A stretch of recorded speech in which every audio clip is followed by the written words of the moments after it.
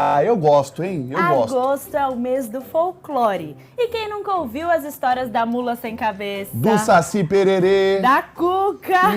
Mas a grande pergunta é, quando as nossas crianças gostam? Quando elas estão preparadas para a gente introduzir essa informação para elas? Qual é a importância do folclore brasileiro na educação infantil?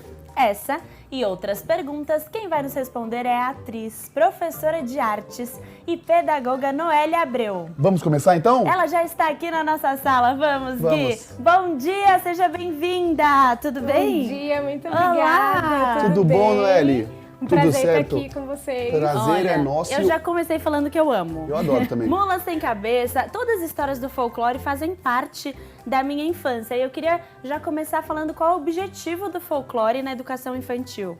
Bom, o folclore, a gente vai dizer sobre ele que é uma junção de muitas coisas, né? O folclore, ele é a cultura do povo, é a cultura, a identidade de uma nação. E ele pode ser trabalhado desde a educação infantil porque ele estimula várias habilidades nas crianças, né? Então, a partir do contato com trava-línguas, brincadeiras e danças, a criança desenvolve, além das habilidades sociais, desenvolve também habilidades cognitivas e o desenvolvimento motor, que também a gente trabalha oferecendo e oportunizando a criança, né? As brincadeiras, as lendas, o imaginário. Então, tudo isso já está envolvido desde de pequenininho, que a gente gosta de aprender e é tão gostoso. E gosta muito. Noeli, me fala uma coisa, como que a gente pode trabalhar o folclore com as crianças de uma forma mais lúdica? Bom, nós temos essa experiência. Eu sou de uma empresa de teatro da cidade de Taubaté, Sim. que se chama Sup Arte Produções, e nós temos esse trabalho voltado para teatro e educação. Então, nós fazemos peças de teatro, contações de histórias, onde a gente envolve a criança no mundo do folclore, da ludicidade, através do quê? De bonecos, de contações de história, de brincadeiras. Então, essa introdução da criança na cultura, né, do folclore, ela pode ser dada dessa forma. E tudo que é muito colorido, tudo que é muito grandioso, a criança gosta, se interessa e acaba que traz todas essas habilidades que ela vai desenvolvendo, essas competências que ela vai desenvolvendo. Que legal. E Gabi, nós somos formados como atores. Lá a gente fez uma faculdade no Rio de Janeiro. Eu fico imaginando, já é legal a gente ler histórias para as crianças e ver como que elas mergulham no assunto. Imagina trabalhar isso no teatro. No teatro e no folclore, né? Sim. Recentemente eu resgatei essas lembranças da minha infância porque a gente assistiu uma série que relatava o folclore brasileiro e a gente ficava tentando identificar. Então o moço falava assim, eu tô sentindo dor no pé, ele queria ir pro mato. Eu falava, é o curupira. Então é muito legal porque realmente marca a infância daquela criança. É muito importante, né? Conhecer o folclore brasileiro. É muito importante. Eu costumo dizer também que, assim, o povo, ele precisa de cultura, Sim. né? E no folclore a gente está envolvido tudo isso da cultura, que é a identidade do povo. Então a gente precisa conhecer, a gente precisa saber, porque faz parte da nossa história, de quem nós somos, de para onde nós vamos, faz parte de tudo isso. Sim, e como que a escola deve abordar o folclore com essas crianças? Como que introduz isso?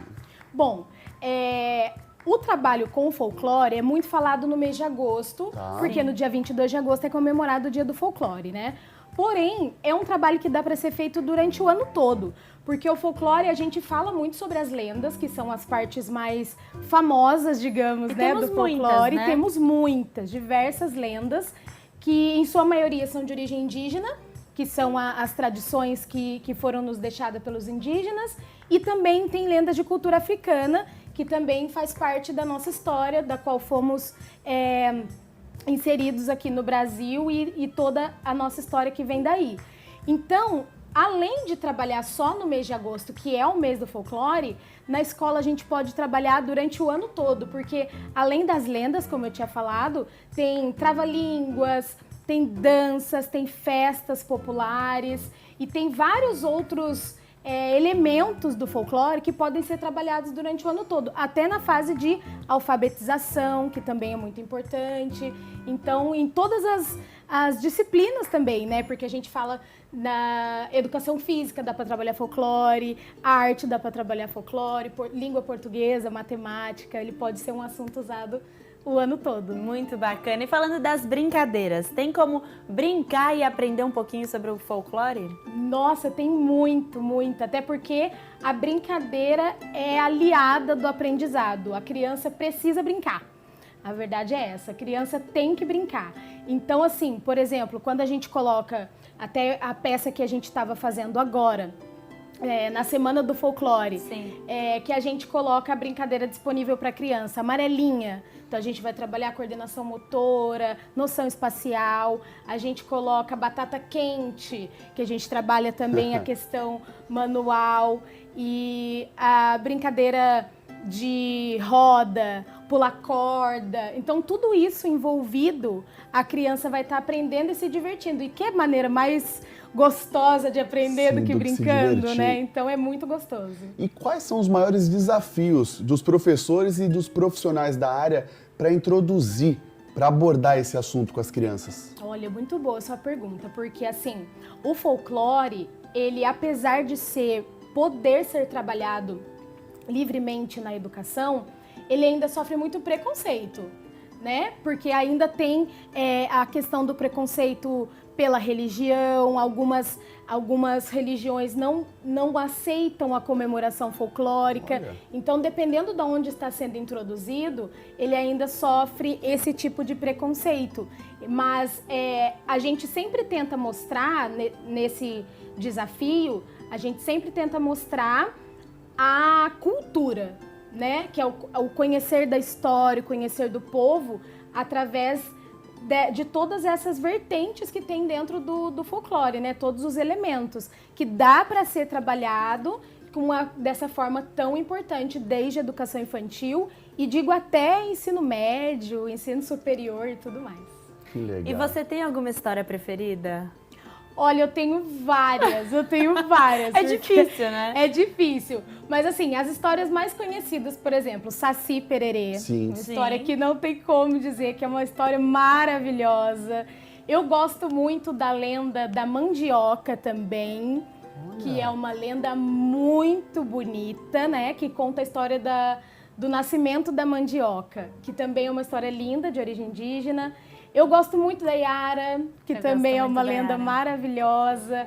Acho que todas são incríveis. Noeli, você sabia que tem uma história familiar que a Gabriela, ela adora brincar comigo, né? Então a Gabriela tem uma fazenda, né? A família dela, e tem um cavalo, né? Aí ela ficou 3 dias falando que era o Saci, que enrolava. Ele sempre amanhecia com a trança.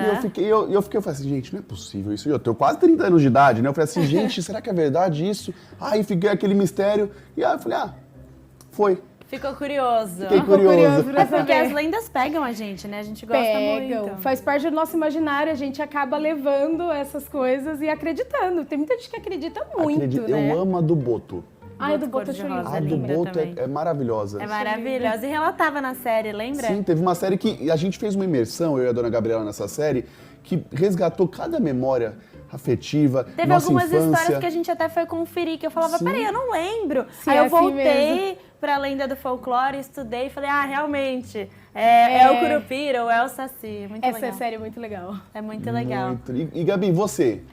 Qual que é a sua predileta? Eu gosto do Boto e eu gosto da Yara também bastante. São histórias que me prenderam, mas o Saci, é o que ela disse, é clássico. Eu acho que é o mais divertido, não é? O do Saci. A criançada acaba se identificando mais com a do Saci? Acaba sim. Até porque, por causa da inserção do Monteiro Lobato nas histórias do Sítio do Pica-Pau Amarelo. Então, quando entra o Saci e a Cuca nas histórias do Sítio do Pica-Pau Amarelo, as crianças se identificam de cara. Então, isso fez com que tenha ficado mais conhecido ainda. Então é encantador, todos gostam bastante. É encantador. Bom, lembrando que você de casa pode participar do nosso programa. O nosso WhatsApp está aberto, é DDD 12 9255 4444. Gui, outra coisa que eu falei sexta-feira, que vocês seguiram muito, foi o Instagram do Vale Demais, que fica aqui em cima, @ValeDemaisTV. Se você não segue ainda, acompanhem o Vale Demais no Instagram. Sempre tem um spoiler, uma foto de bastidores, é muito legal seguir e curtir o Vale Demais. E também temos nosso canal no YouTube que ficam todos os nossos programas gravados e registrados. E também se você for de outra cidade ou quer indicar o nosso programa para um familiar um pouco mais distante, pode assistir ao vivo também. É isso, Gabi? É isso, eu vou chamar agora o nosso QR Code que vai aparecer aí na sua tela, apontando a câmera do seu celular para esse QR Code, você é direcionado para o canal da TV Tati SBT e lá tem toda a nossa programação. Enquanto vocês apontam aqui, ó, para o QR Code, eu me despeço de você, Noélia. Muito obrigada, viu? Muito obrigada, foi um prazer estar aqui com vocês, falar um pouquinho de folclore, de cultura, que é tão importante. Obrigado. E pessoal, nós vamos para um rápido intervalo e na volta o Vale Demais continua. É rapidinho, não sai daí não.